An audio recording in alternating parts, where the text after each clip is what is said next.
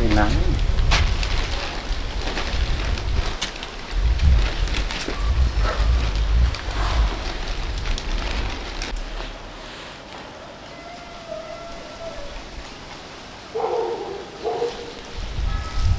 May quá chị, tên từ chị ấy mình từ hôm đấy giờ mình cứ hỏi tên chị ấy tên là gì, quên mất hỏi tên chị ấy. Không biết chị ấy chắc có sang đây nữa không?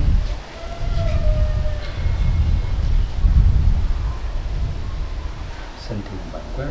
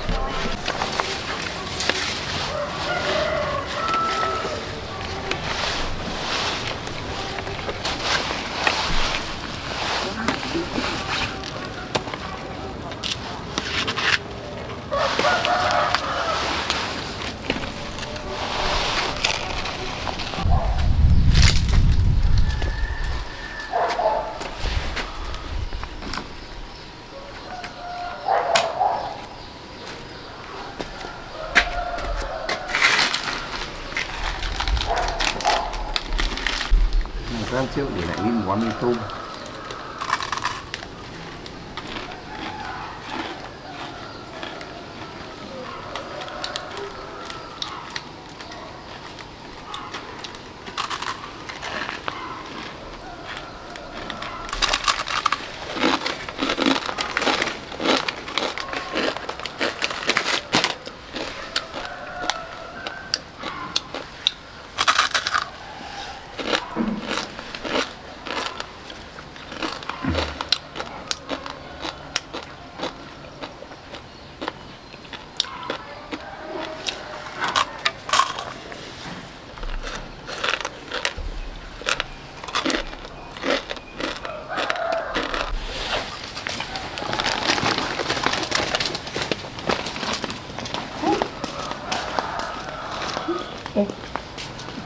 Gì đâu?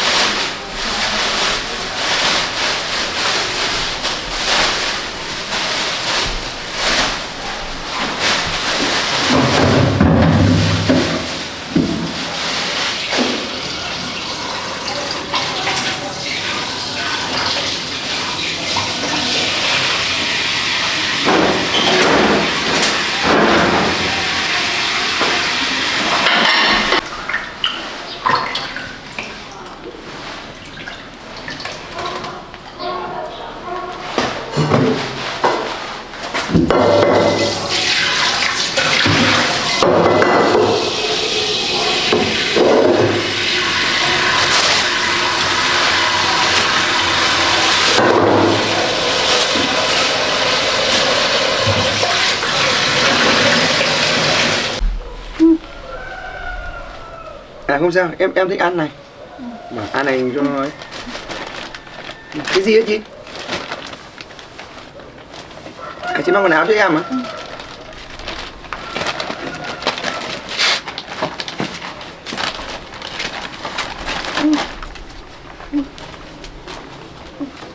À đi thay quần áo á?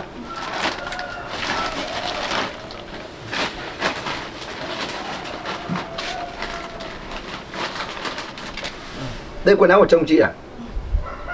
Chị tốt với em đấy.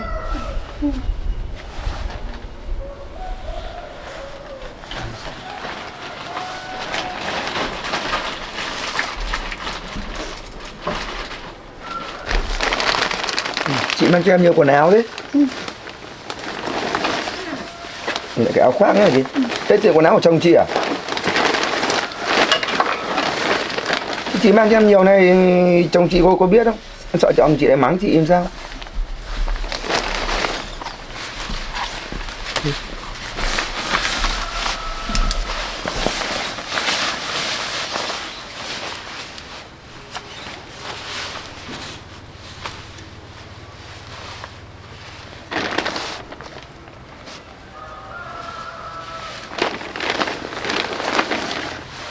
Này còn đùi em nữa. À chị kể cho anh hết rồi. Thế chồng chị bảo chị mang quần áo sang cho em à? Thế cho em cảm ơn chồng chị, hai vợ chồng chị nhé.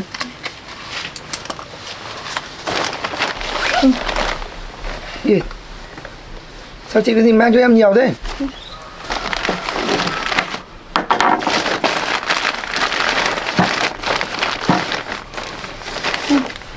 Gì? Đây là cái gì hả chị? Ăn nước.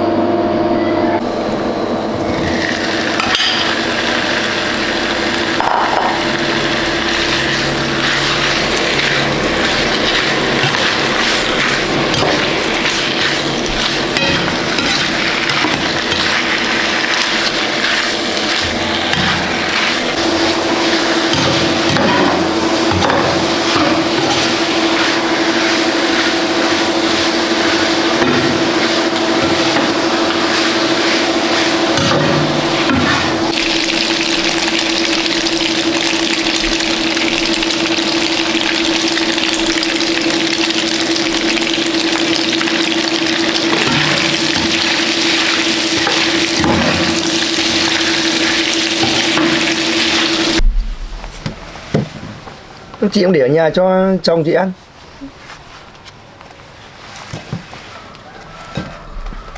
Chị quan tâm em nhiều này em ngại lắm chị ạ. Chị ơi, chị ngồi chỗ này cho đỡ mỏi. Ngồi.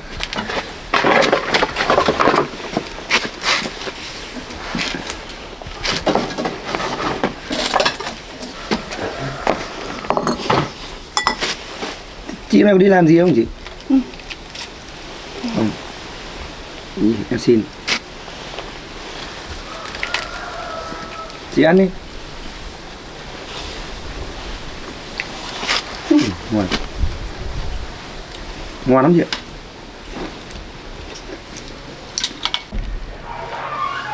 Chị ơi, từ hôm nay em quên em chưa hỏi tên chị tên là gì nhỉ?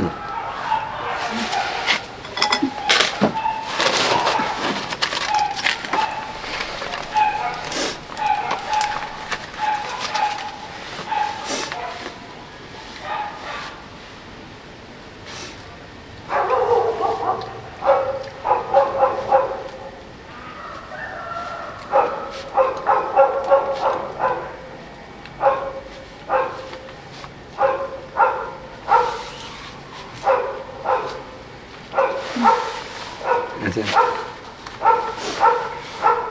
Chị tên là Hồng à? Chồng chị tên là Thảo á? Tên em á? Em giờ em chả biết tên em là gì chị. Em đang không nhớ gì hết, em không biết tên em là gì. Thế bây giờ chị vẫn đang ở trên nhà bà ngoại à? Nhà mẹ đẻ chị hay là chị ấy không?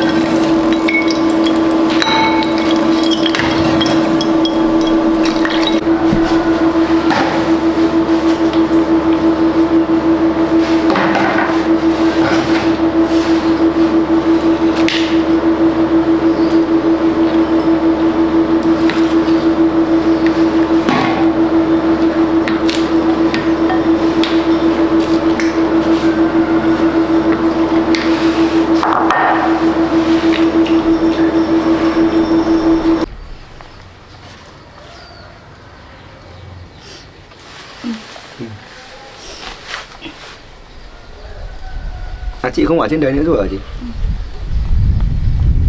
À, chị bên nhà chồng rồi. Thì chồng chị có yêu thương chị không chị? À, có. Thế chị còn có gia đình, còn được chồng yêu thương này, em giờ em không biết gia đình em ở đâu chị. Em không biết em ngày xưa như nào nữa. Thì công việc của chị thường thì vẫn làm gì chị?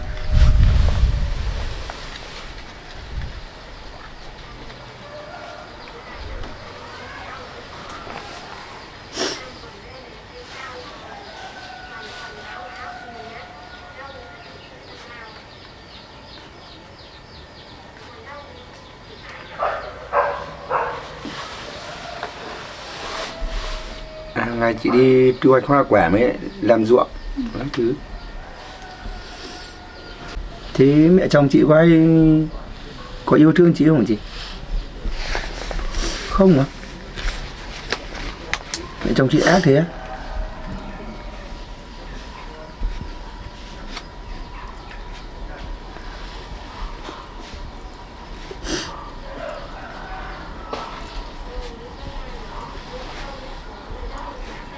Cũng là chị à?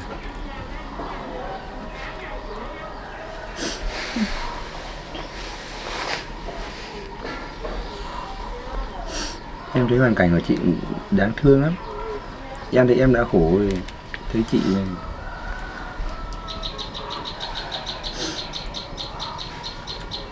thế chị, bà ấy không ưa chị à?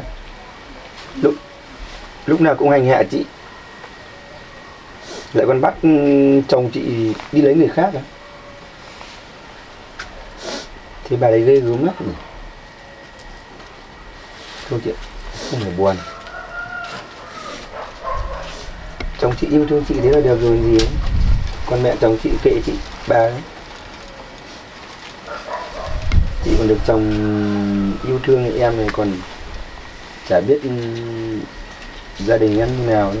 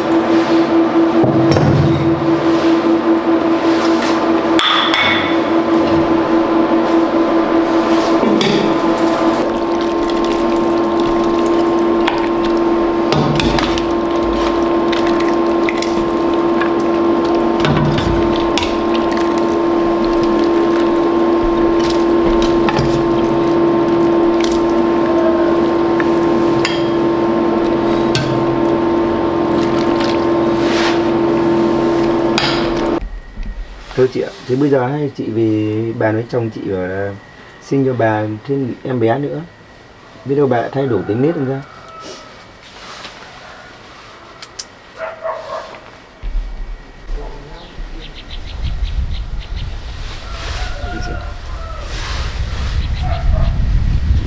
không còn khả năng sinh con nữa.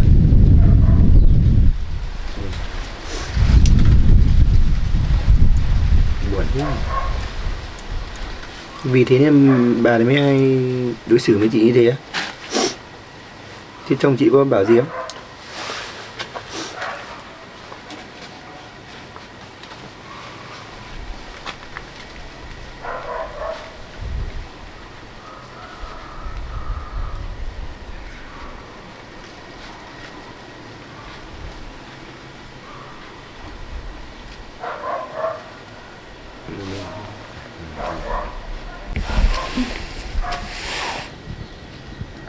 Chồng chị thương chị lắm, đôi lúc cũng không biết phải làm sao nữa.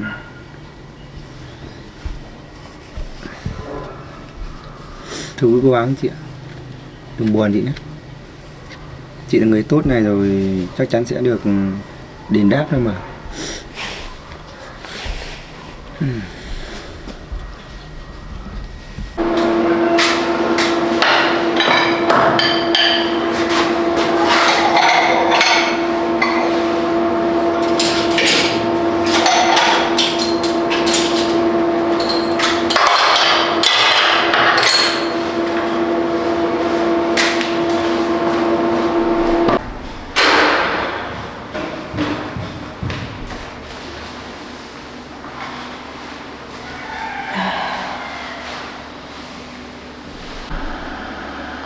Không biết giờ này bác Hằng ăn cơm chưa nhỉ? Không có nhà ông tướng qua nay mình chưa lên, phải điện cho bác xem.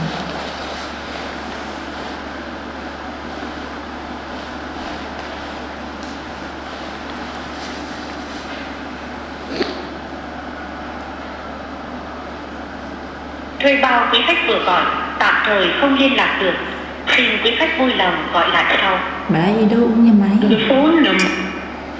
Gọi lại xem nào. Thuê bao quý khách vừa gọi tạm thời không liên lạc được. Bà ấy đâu nhà máy? Để điện cho Diệp để xuống ăn cơm.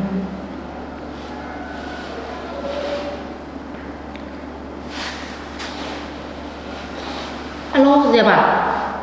Ừ chị đây, em đang đâu đấy? Đang đi làm à? Đi làm hay đi chơi? Ừ thế xong rồi tí sẽ xuống cho chị ăn cơm nhé, chị đợi ở dưới nhà. Thế bác đi đâu mà chị điện không được nhỉ?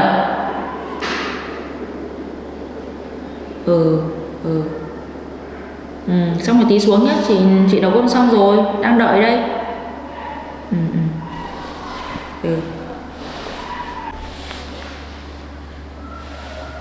Hơn một tuần rồi chưa có tin tức gì của anh Tuấn, lo quá, giờ không biết làm thế nào đâu. Còn mong ba thân, con còn mong các con phù hộ cho chồng con.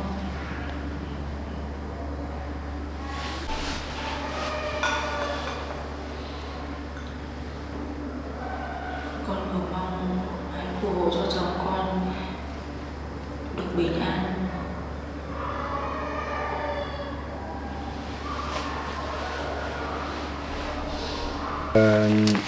Chồng chị yêu thương chị thế chị không phải lo, rồi sau này chắc chắn sẽ hạnh phúc luôn nhé, không phải buồn. Tao nói là quả tao 10 nhá, tại chuyện đấy nhá. Làm không có nhà lắm em theo con trai à. Tao bảo con trai tao hỏi mày đi thôi. Đi ra khỏi con nhớ thằng mày là thằng nào. Chồng, bà mẹ chồng chị à? Bà ơi, không phải như bà nghĩ đâu bà. Thằng nào? Ở đâu? Bà không phải như bà nghĩ đâu. Bà ơi, không phải như bà nghĩ đâu bà. Cái này em nói chưa? Bà ơi, bà không phải như bà nghĩ đâu. 10 rồi. Bà hiểu lầm con rồi. Thấy chồng không có nhà cái nhéo theo là con mày ở đâu đấy đây? Bà ơi, không phải như bà nghĩ đâu bà. Tao nói cảnh sát. Không phải bà ơi. Con này ra khỏi ẩm. Chị Hồng thấy con khó khăn quá, chị Hồng sang giúp đỡ con thôi. Thấy nó không có mồm dụ dỗ con tao hả? Không phải đâu bà ơi. Bà hiểu lầm con rồi. Sai rồi. Mày đi léo khéo dụ dỗ con đâu tao cái gì? Chị không phải buồn. Không phải đâu bà. Tao bảo con trai, tao bảo con Thảo vẫn nói mình cháu tiền là không chứa lại mày theo nói rồi theo con mày ở đâu thôi mà tao biết. Con... Mày đâu đến đi. Ê, bà nghe con giải thích đã. Tao không nghe mày giải thích đây là áo này là áo con trai là con này. Mày nhặt mặt cho mày như thế này đấy. Đây. Đi đây. Đi đâu Đây. Con nói sao đây? Mày ở đâu đến mày dám, con này dám mặc quần áo này của chồng của con trai công an cho mày mặc à? Thế này chả nói chứa làm gì? Này ở áo là tha giả. Con này giả áo, con ta không phải đi này. Con này đi này.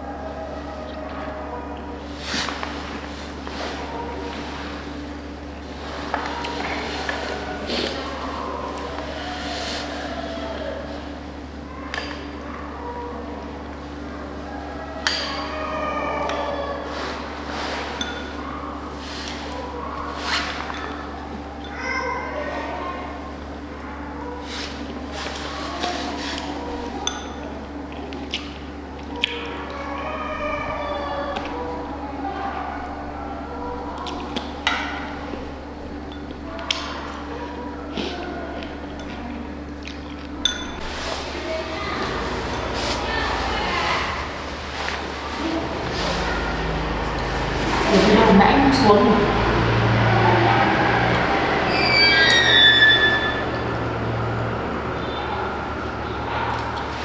Thôi mình cũng bác tên thì em phải xuống sau vậy.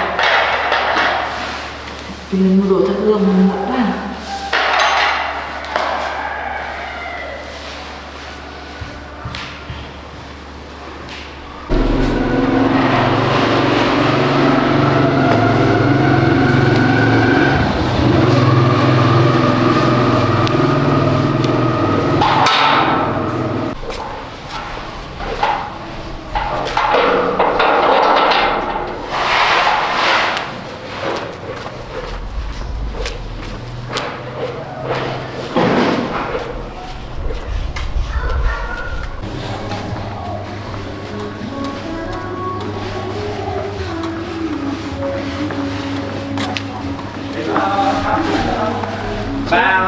Chú à? Chú ơi, cháu hỏi dạo này anh Tuấn có lên đây không chú? Từ hôm nọ này không thấy lên. Từ hôm nọ này không thấy lên này, mọi lần trước thấy vào liên tục, đợt này không thấy. Vâng. Có nào lên chú báo cháu nhé.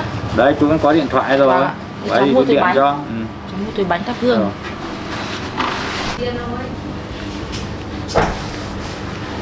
Viên đứng lên đấy à? Viên đứng lên đâu à? Tập trung ai đứng. Em hỏi nhau đi. Ông ở đấy chả để đấy đâu.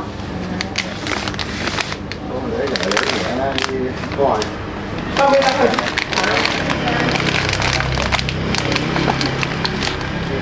Hay lại 100. Trong ốp hả? Cháo. Cái này là cái nhà cũ nhau đi. Làm thêm cái công cụ đây. Còn ở cái nhà là cũng nhà ông hỏi em. Vâng làm lại. 25.000 đồng. Vâng. Bà Nguyên này một xin giòn à? Ngoài ra thấy hoa nó bảo không biết cái gì đâu. Rồi hết xu này con. 25.000. Cầm cái bọc tiền này đâu sao? Bà Hảo cầm bọc tiền hay sao hả? Cháu về chú ạ.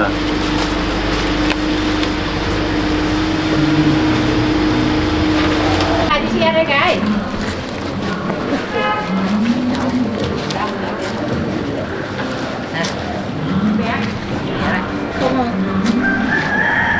Bà nghe con giải thích không bà ơi?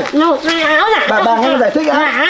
Áo con này cái vết này nó. Bà nghe con giải thích á bà? Đi là cút khỏi. Bà ơi, tôi không phải như bà nghĩ đâu. Rồi áo là giả, con này à. Rồi áo là giả.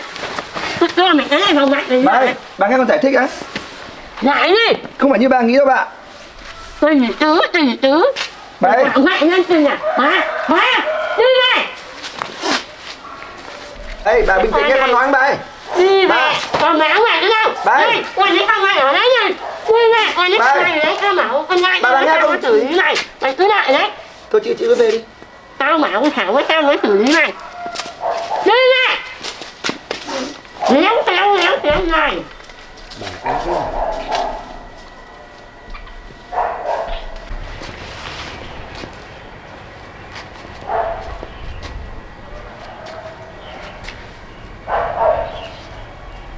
Bố thân chị đấy.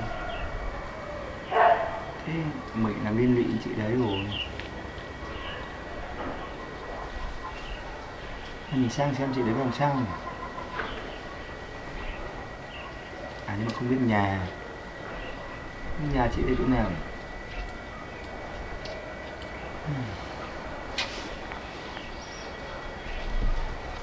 Thế bây giờ mình có nên ở đây nữa không nhỉ?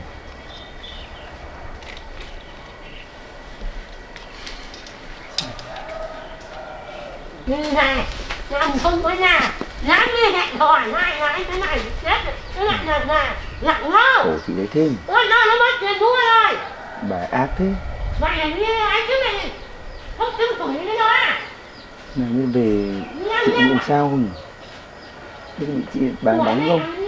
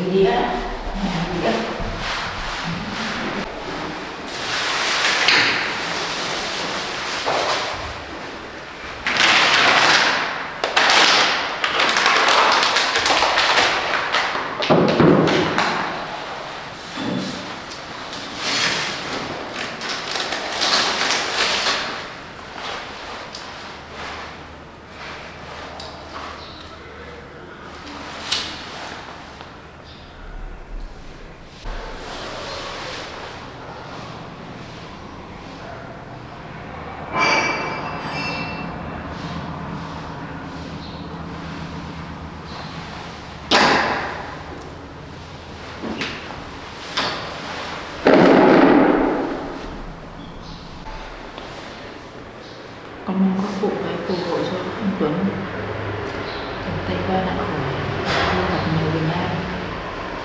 Con mong là anh sẽ về sớm với hai mẹ con khỏe hơn.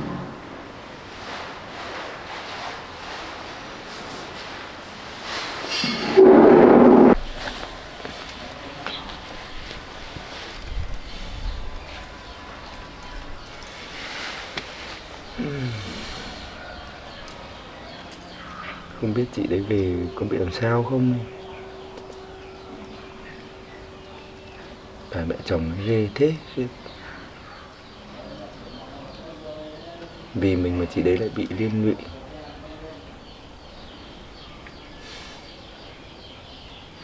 Thế mình có nên ở đây nữa không nhỉ?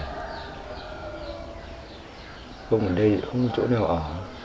Mà thời tiết thì mùa này là mùa đông rét mướt.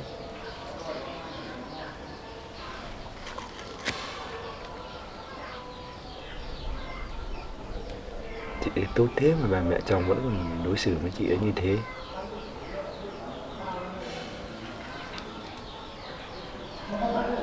Mình đã khổ, chị ấy còn khổ hơn.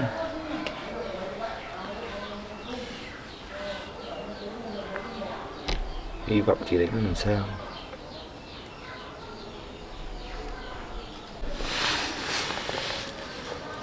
Giờ mình làm gì đây? Mình làm gì để giúp được chị đấy đây? Chị đấy vì mình bị mẹ chồng mắng, hiểu lầm là mình với chị đấy yêu nhau thế nào. Sao mình gây rắc rối thế?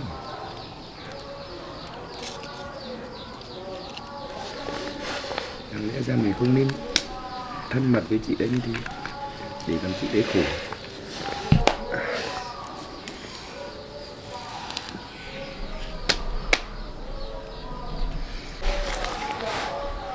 Hay là mình về đi đến chỗ nhà hoang lần trước này, chứ ở đây thế này lại là liên vị đến chị đấy.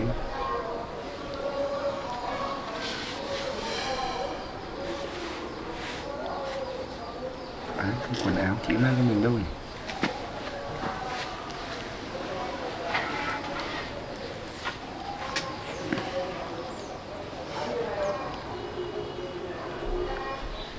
Thôi lại mình gặp lại nhà chị đấy nhưng không lấy.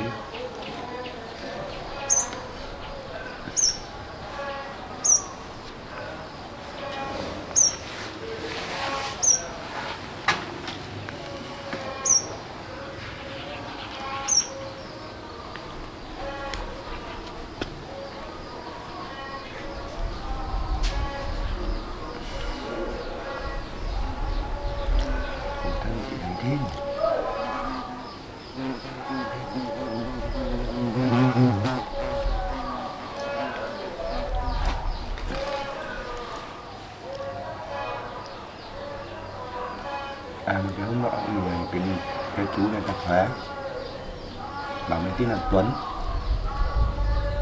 có khi nào mình tên là Tuấn không nhỉ?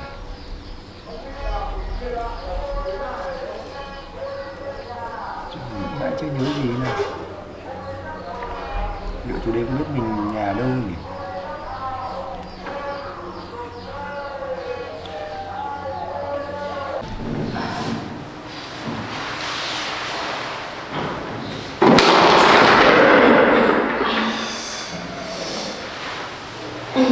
Ôi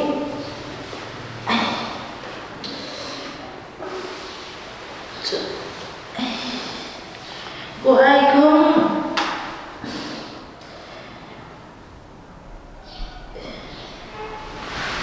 Có ai không? Cứu với.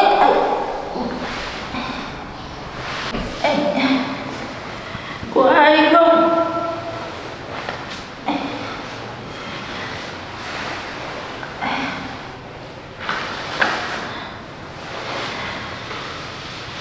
Có ai không Diệp ơi?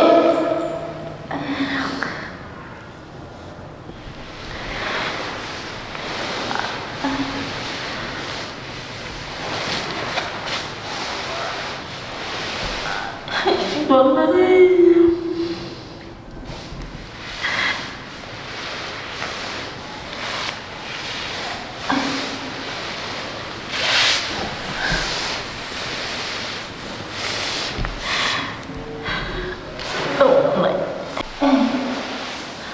Có ai không cứu tôi với?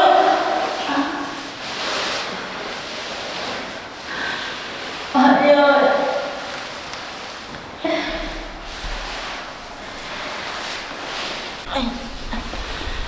Ai không cứu tôi với? Anh ơi. Tuấn.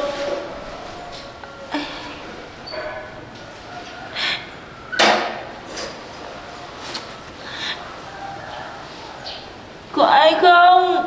Cứu tôi với.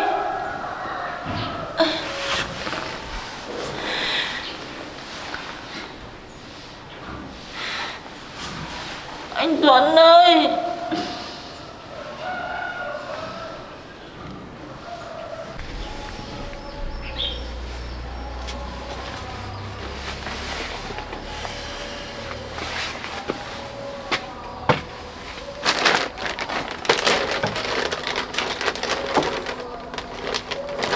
Cái đường quần áo này thôi, có lẽ là không nên lấy của chị lấy.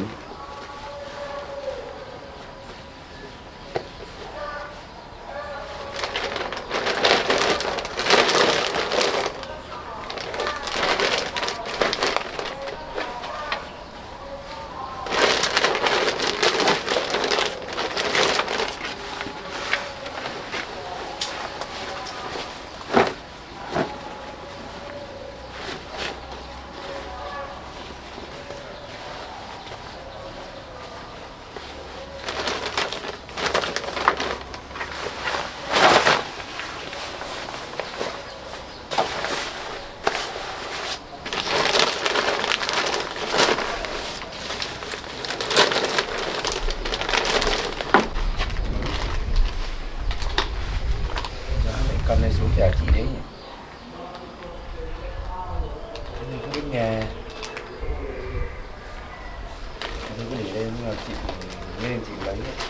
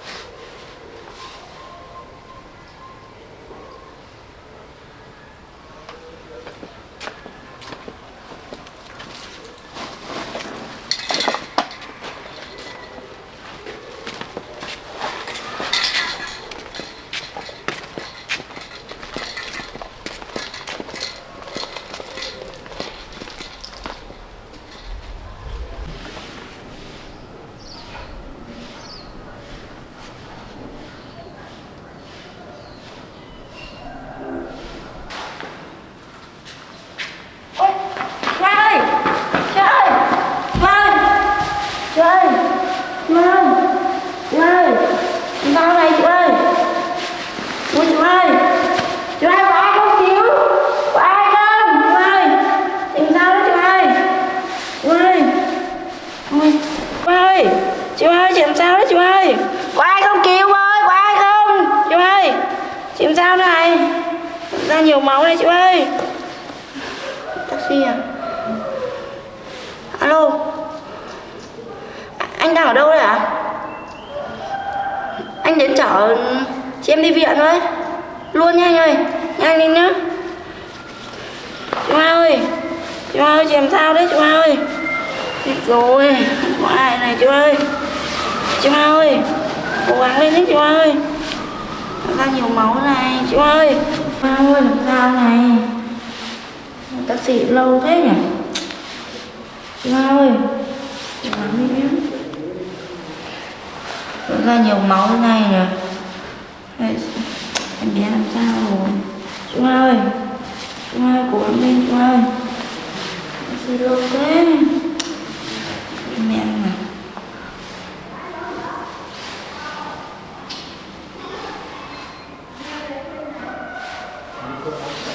Chị ơi, cố gắng lên nhá.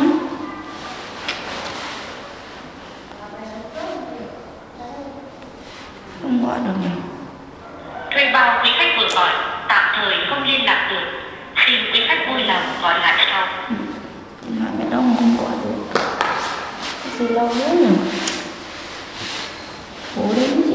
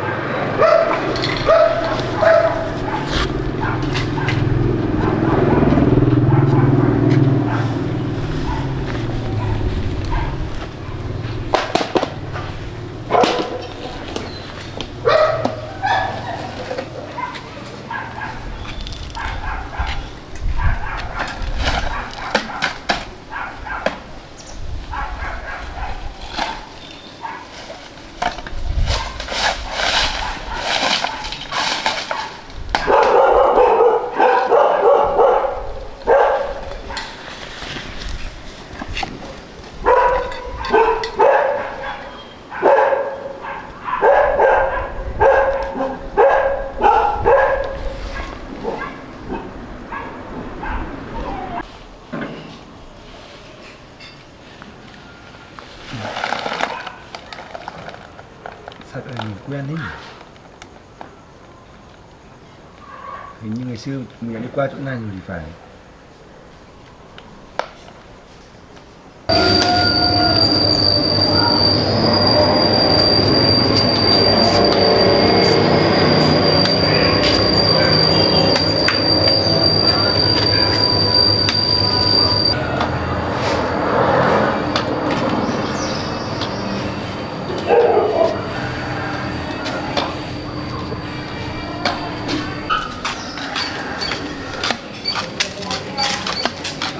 Tuấn, em đâu? Hoa, anh bảo. Hoa. Hoa. Hoa. Hoa, anh bảo. Anh ơi. Sao anh ơi? Nào dậy anh. Sao anh? Không sao. Thế thôi đi về đây nhỉ. Để em trong để em để về em bảo chị Hoa cho. Chị Hoa ơi. Chị Hoa. Anh về đi anh về đây. Sao ấy? Vai. Anh xin lỗi nhá.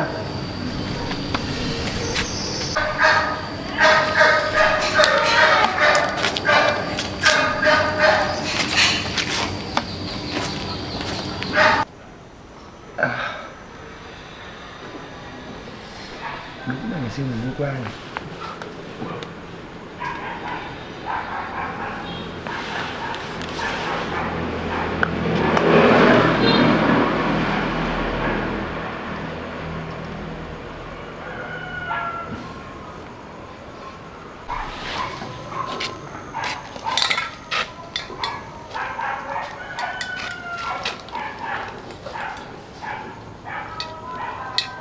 Sao mà cảm thấy hơi mang máng nhỉ?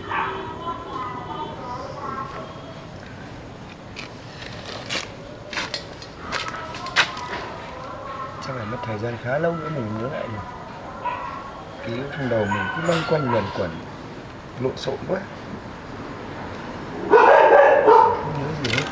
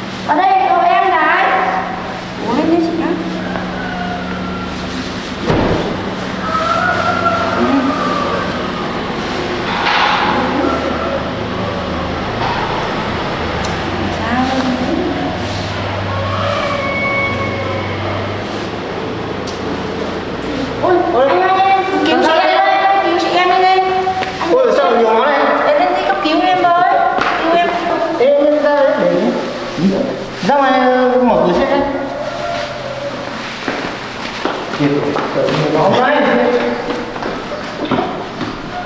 Đây, cứu em ơi. Em lên chân kia. Không đi gọi đây. Lặng lên chưa?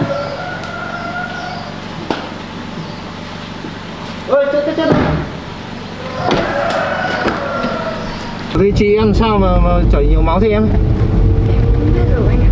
Chị em bảo lúc em đang đi xuống chị nằm đấy chảy đầy máu rồi, chị em đang bầu nữa. Ủa, đang mang bầu á? Đang bầu thế chảy nhiều máu nguy hiểm rồi, khả năng sảy thai em. Vậy mình đi lên nhanh trên bệnh viện thôi xem là gì. Em với. Làm ăn nào mà gì ấy. Em phải xem chị ấy tỉnh táo chứ.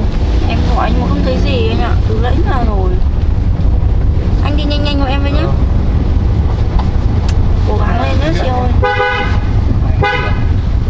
Chị em lại đang có bầu nữa. Bầu ý này thế nào?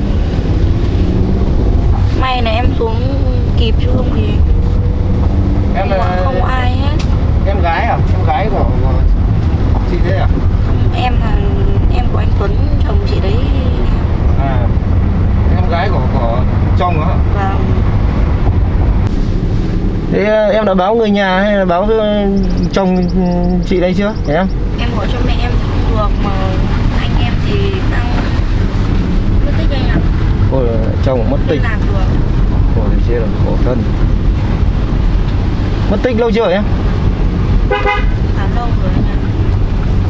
Thế gia đình đã tìm Rồi báo công an rồi. báo công an rồi. Thấy anh ạ. Thế này chết rồi, chồng mất tích mà giờ lại bị sảy thai này, nguy hiểm. Tội thật đấy. Em với nhá. Nó cũng sắp gần đến.